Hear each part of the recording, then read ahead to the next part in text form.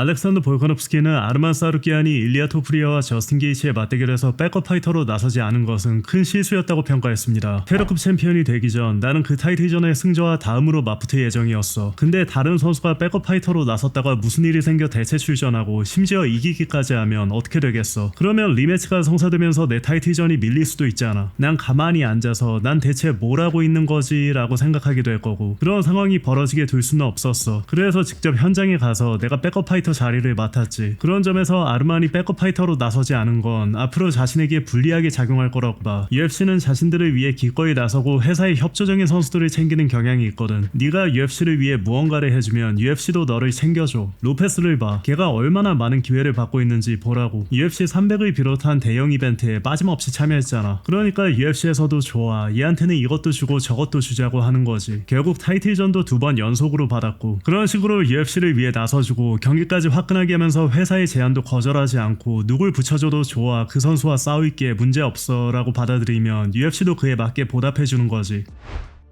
조로건 팟캐스트에 출연한 저스틴 게이츠는 일리아 토프리아가 바디샷으로 자신에게 충격을 준 뒤 그라운드로 따라 들어간 선택이 승부에 결정적인 영향을 미쳤다고 평가했습니다. 일리아의 바디샷에 충격을 받은 게 오히려 내가 이길 수 있었던 가장 큰 이유 중 하나였어. 나를 쓰러트린 그 바디샷이 처음도 아니었어. 아마 4번째나 5번째였을 거야. 그전에도 정말 정확한 타격을 여러 차례 적중시켰고 내가 흔들리고 고통스러워한다는 걸 느꼈을 거야. 그래서 가진 걸 전부 쏟아부은 거지. 그때가 나를 끝낼 수 있는 마지막 기회였으니까 실제로 거의 끝낼 뻔했고, 하지만 내가 쓰러진 뒤의 상황을 돌이켜보면, 물론 결과를 알고 나면 이런 말을 하기는 쉬워. 일리아는 KO 승보다 서미션 승이 더 많은 선수야. 게다가 내가 하빕과 찰스 올리베이라를 상대로 보여준 모습과 내 그래플링을 둘러싼 부정적인 평가까지 생각하면 일리아가 그라운드로 따라 들어가 나를 끝낼 수 있다고 생각한 건 당연해. 오히려 따라 들어가지 않았다면 그게 더 어리석은 판단이었을 거야. 일리아가 나를 그대로 일어나게 뒀다면 난 일어났을 거야. 그러면 걔가 앞으로 달려들어 나를 끝내려고 했겠지. 하지만 난 걔 다리를 붙잡거나 가드를 당겼을 거야. 어떻게 됐든 결국 그라운드에서 걔가 탑 포지션을 잡게 됐을 거야. 다시 일어나서 걔와 타격전을 벌일 생각은 전혀 없었어. 필요했다면 앞으로 구르면서라도 그래플링 상황을 만들었을 거야. 근데 내가 타격을 맞고 흔들린 걸 보자 일리아는 셰인 카윈이 그랬던 것처럼 체력을 완전히 소진할 정도로 가진 걸 모두 쏟아부으며 승부를 끝내려고 했던 것 같아. 그리고 그게 그 순간 걔가 해야 했던 선택이라고 생각해. 시간이 흐를수록 걔에게 상황이 더 불리해졌을 테니까. 난 첫 번째 라운드에 걔를 완전히 두들겨 팼어. 채점상으로는 접전이었을지 몰라도 첫 번째 라운드는 분명히 내가 가져갔어. 첫 번째 라운드에 입힌 데미지가 이후 경기의 흐름을 만들어냈지. 이어 게이츠는 일리아 토프리아가 세 번째 라운드를 마친 뒤 경기를 포기하고 싶어 했다고 주장했습니다. 걔는 경기를 그만두고 싶어 했어. 파이터라면 절대로 앞이 안 보여 라는 말을 해서는 안 된다는 걸 알잖아. 그 말을 하는 순간 경기는 끝나는 거야. 걔는 바로 그걸 바랬던 거지. 이미 한번 그렇게 말했으니 굳이 다시 말할 필요도 없었어. 어쩌면 어깨 위에 작은 악마가 이제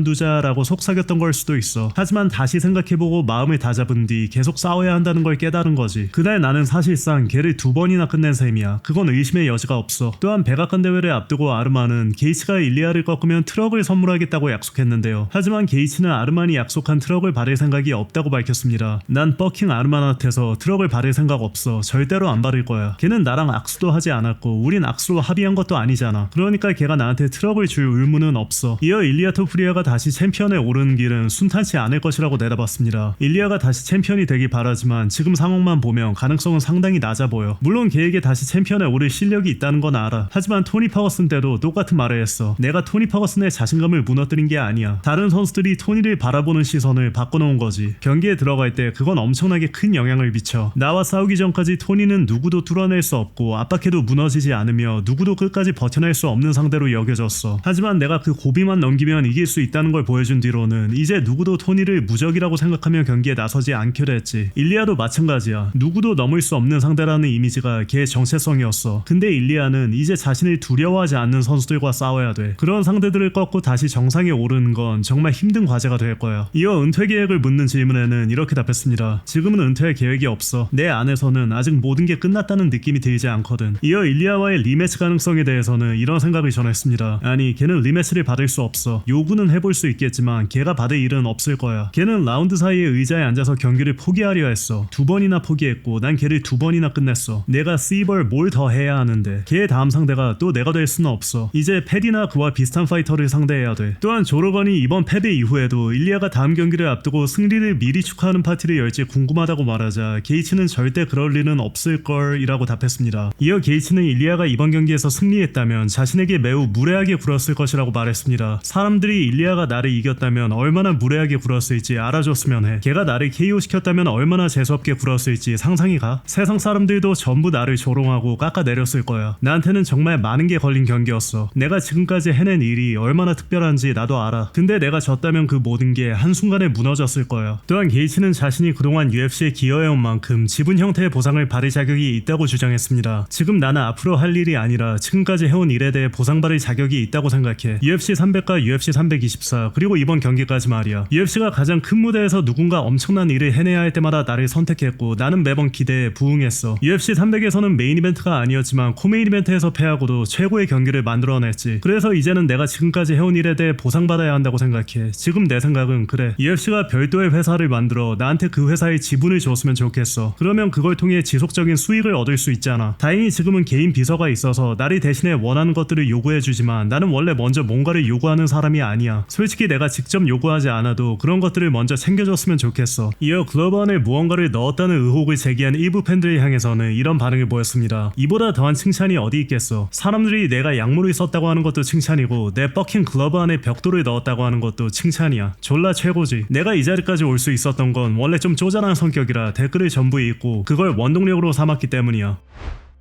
한편 우마루 누르마고메로프는 자신에게는 타이틀을 차지하는 것보다 메랍드발리 시빌리와의 리매치가 더 큰 의미를 지닌다고 밝혔습니다. 솔직히 내가 e스포츠에서 원하는 건 오직 리매치야. 벨트보다도 리매치가 더 중요해. 벨트는 결국 차지할 거니까. 누군가 타이틀전 기회와 리매치 중 하나를 고르라고 한다면 난 리매치를 선택할 거야. 무엇보다 내가 부상 없이 싸웠다면 어떤 경기력이 나왔을지 궁금해. 나한테는 아직 풀리지 않은 의문이거든. 페트르가 메랍과 치는 첫 경기와 두 번째 경기를 비교해봐. 첫 경기 이후 사람들은 전부 변명이라고 했어. 하지만 페트르가 완전히 회복한 상태로 나선 두 번째 경기를 보니 그게 전혀 변명이 아니었다는 게 드러났잖아. 건강한 상태에서는 타격도 훨씬 잘 들어가고 싸우는 방식 자체가 달라져. 그래서 나도 궁금한 거야. 손이 완전히 회복한 상태에서 충분한 시간을 두고 제대로 준비한 뒤 싸운다면 내 경기력이 어떻게 달라질지 말이야. 그 경기를 앞두고는 쉬고 있어서 훈련도 제대로 하지 않고 있었어. 근데 UFC에서 갑자기 연락이 와 경기 기회가 생겼다고 하더라고. 그리고 경기 도중에는 손까지 부러졌지. 솔직히 내가 어리석었던 것 같아. 경기를 잡아줄 거라면 5-6주밖에 남지 않았을 때 갑자기 말하지 말고 미리 알려줘 라고 했어야 했어. 또한 최근 자신을 쉽게 이길 수 있다고 장담한 송야동과 마프트의 의량이 있느냐는 질문에는 이렇게 답했습니다. 당연히 관심이 있어. 걔는 그냥 샌드백이야. 오말리를 상대로 어떻게 싸웠는지 봤잖아. 세 번째 라운드에는 이미 완전히 퍼졌고 네 번째 라운드에는 얼굴에 니킥을 얻어맞고 있었어. 솔직히 난 걔를 정상급 파이터라고 생각하지 않아. 걔가 가진 건 한 방뿐이야. 그게 전부지. 그 외에 뭐가 있는데. 나한테는 쉬운 경기야. 물론 걔랑 싸운다면 방심하지 않고 제대로 준비해서 끝내버릴 거야. 그렇다고 얕보겠다는 건 아니지만 전반적으로 조금 부족해 보여. 오말리를 상대로 그렇게 싸우는 걸 보고 정말 실망했거든. 경기는 아주 접전이었어. 모르겠다. 내가 둘 다 너무 낮게 평가하는 것처럼 들릴 수도 있겠지. 하지만 과소평가하는 건 아니야. 그냥 둘 다 알잖아. 내가 끝내버릴 수 있는 상대라고 봐.